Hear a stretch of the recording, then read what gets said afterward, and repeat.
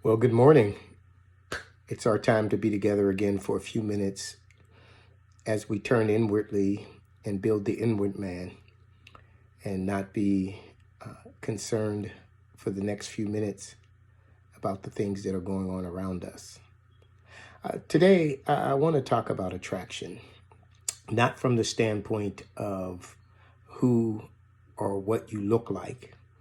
I'm not talking about being attracted to a person, being attracted to a particular car. It's a nice car, it's a nice suit, a nice looking young lady or a nice looking man.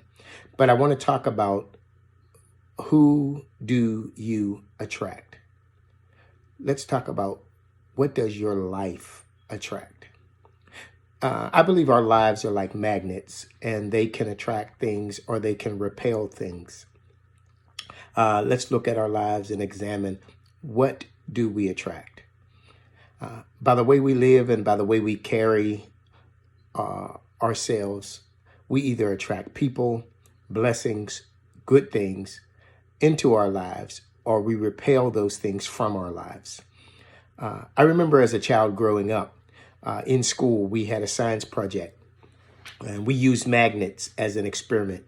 And on the table, our teacher had some different things on the table, some things that were made out of wood, some things were made out of plastic, some things were made out of metal, and then some things contained metal. And also on the table was another magnet.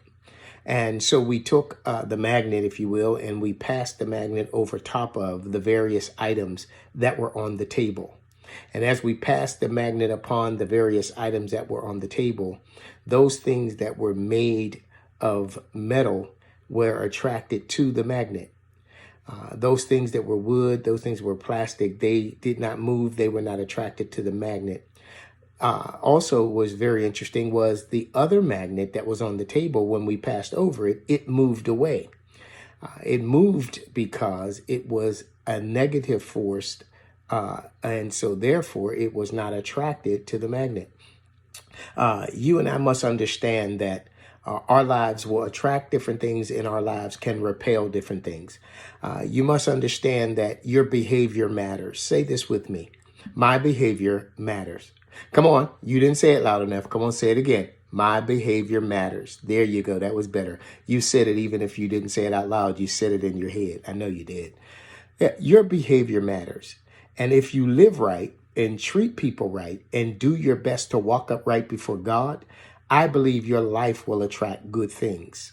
However, just like in that science class, in that experiment, when two negative things come together, they repel each other. Therefore, if you allow negative people into your life, negative circumstances to run your life, if you continue to allow these things to be, I believe your life will repel those good things that God has for you. They will leave your life. They will escape your life. Yes, you will live life, but you will never live life to the fullest. You will never reach your potential, and you'll never become all or who God intended for you to become.